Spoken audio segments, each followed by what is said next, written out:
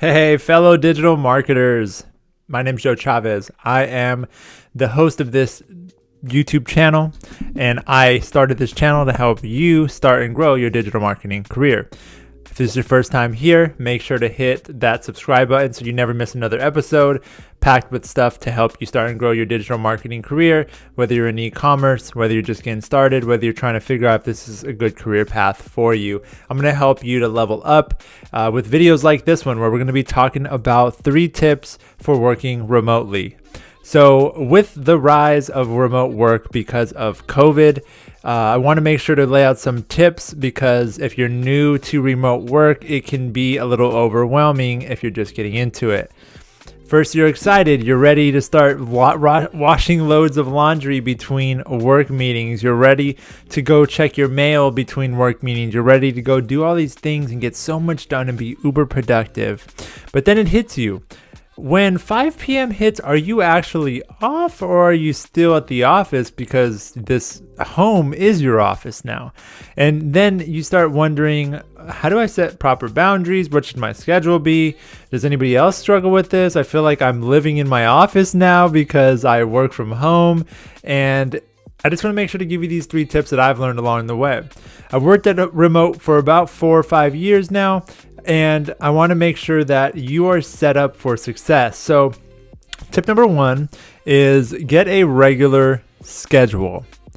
That's right. Make sure that you're working normal hours. Tip number 2 is going to be making sure that you are getting ready for work. This means that you probably shouldn't wear your favorite PJs to work. Tip number 3 is going to be making sure that you communicate like a pro. This is going to be on Zoom calls as well as on Slack and on email, or if you use Teams, whatever you use, video conferencing and messaging. Just making sure that you focus on how quick you're getting back in your messages and making sure that you're communicating well. So those are going to be the 3 tips. Let's go ahead and dive into them. Make sure to subscribe to this channel if you haven't already, and make sure to tap the like button or dislike button at any point throughout this channel if I say something that you like or you don't like.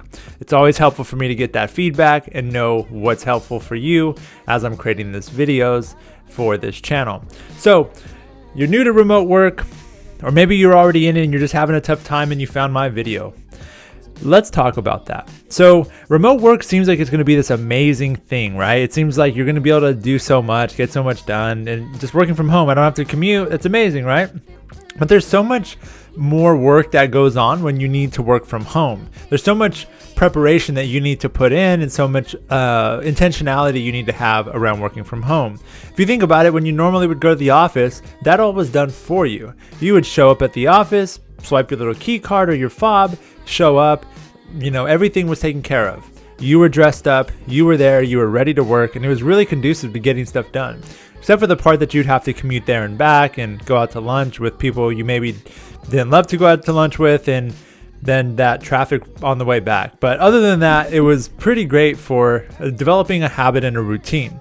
Which brings me to point number 1. Keep regular working hours. What I mean by this is, depending on whenever your workday should be, so if you are on the East Coast and you need to be on at a certain time, be on around that time every day. If you want to have a bonus tip, start early by about an hour each day. So that way at the end of the day, you can make sure to be wrapped up pretty much an hour before the end of the day, just tying up loose ends so you never go over that allotted time. For me, this looks like about 7-ish to about 5-ish is when I want to be on my computer, checking things and making sure that everything is going well. So set up a time for yourself that you want to be starting work and off of work. Another pro tip is, in your Slack messages, make sure to put the time that you start and the time that you end. There's many apps that allow you to do this. You can just Google them and you'll be able to find an app that allows you to do this, so that way you can communicate to clients and internal teammates, here's my working hours. And that way, if they are ever wondering why isn't Joe responding, they can easily look at that and say, oh yeah, it's because he's off. Because you're on Slack does not mean that you need to be available 24/7. if your company does require that, I would recommend having some sort of conversation with them that's constructive around the balance of being available and needing to recharge so that you can come back feeling fresh.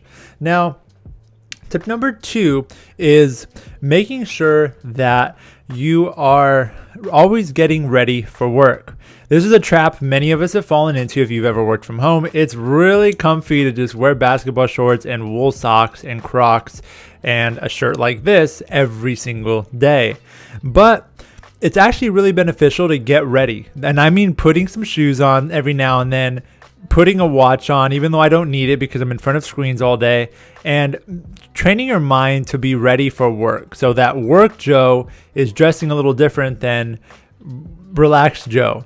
And that way you come to work with your mind on, because there's so many things that happen subconsciously when you actually get ready for the day. When you do your hair, when you put your watch on, when you put your ring on, when you put your shoes on, and you actually get ready.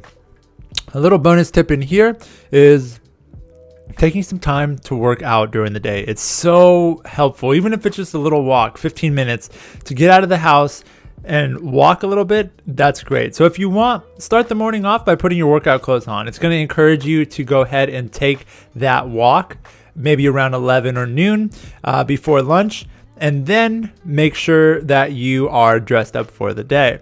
I'm not saying I do this every single day, 100%, but for the most part, I will make sure to get ready for the day and treat it as if I was going somewhere else, because mentally I want to make sure that I am present and I am here and I'm ready to work. So that's another tip that I found helpful. Last one is communicating like a pro. That looks like written communication as well as visual communication. We'll go ahead and start with the written side. So if your company uses anything like Slack, it's really helpful to over communicate in Slack and be clear. And what I'd recommend is write, then read what you wrote, and then ask yourself, could this be perceived in any way that is off-putting to a client or off-putting to a teammate? And then every so often ask, if you're wondering, send it to another team member. I often send this to one of my team members and I will ask her, how do you think this sounds? And she'll give me feedback. And it's so interesting to see how another person perceives it versus you assuming I didn't mean it that way, so they shouldn't take it that way. Because at the end of the day, good communication is judged by the person receiving it, not the person giving it, aka you. So make sure that you communicate and then read what you wrote and then ask yourself, is there anything that could be offensive in this, could be taken the wrong way? And what am I really trying to say here? Can I clarify what I'm saying here? Can I use bullet points? And whenever possible, use emojis, because it usually will lighten the mood, especially if you have some tough news to deliver. So next part is written visual communication. So being on videos, being on Zoom calls. One thing that I want to point out is it is really helpful if you invest in some sort of mic like this. This Blue Yeti was no more than $150. There's cheaper mics than this, but to invest in that and a really cheap ring light, you can take your video quality to the next level for less than $100. And because you're going to be spending so much time, which for myself, I spend 75% of my days on video calls, it only makes sense to invest in these tools because it's going to create a great experience for the person hearing your message, ultimately helping you to stand out and making your communication even smoother. So why not go the extra mile, be on video, be ready for the day, and have your mic, your audio sounding great, visual looking great, and even dress up your background and kind of match your personality. Treat it like you would if you were going to an office. You would want an office that kind of represents who you are and lets your clients know, hey, this is a person on the other side of this screen, and be able to lighten the mood that way and build relationships. So I always recommend that everyone on my team has video on, because having video on just builds another level of trust. If most of communication is visual and body language driven, why not turn on the video and get that extra boost of connection with your clients who may be halfway across the world or in another state? It just adds so much extra trust to the relationship, especially working in a remote environment, because you may never meet any of these people, whether it's your team or your clients in person. So I'd love to know, what is your favorite remote working tip? Whether you've been working remote for a day or you've been remoting. So if you've been remote working for a decade. Whichever one it is, let me know in the comments below. Let the community know in the comments below.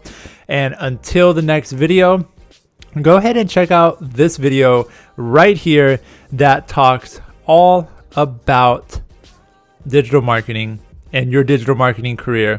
And if you love videos like that, then make sure to subscribe to my channel, because I only talk about how to start and grow your digital marketing career, because I want to make the videos that I wish I had when I started, the videos that I wish I had a decade ago when I was just getting into this. And I wanted to know, what is it like to be working in a company or doing digital marketing for a living? And I just have so many questions, and I'm hoping that this channel is answering a lot of those questions for you. So I look forward to hearing what your favorite remote working tip is. And until the next video, I'll see you later. Joe Chavez, your unofficial digital marketing career coach, signing off. Peace.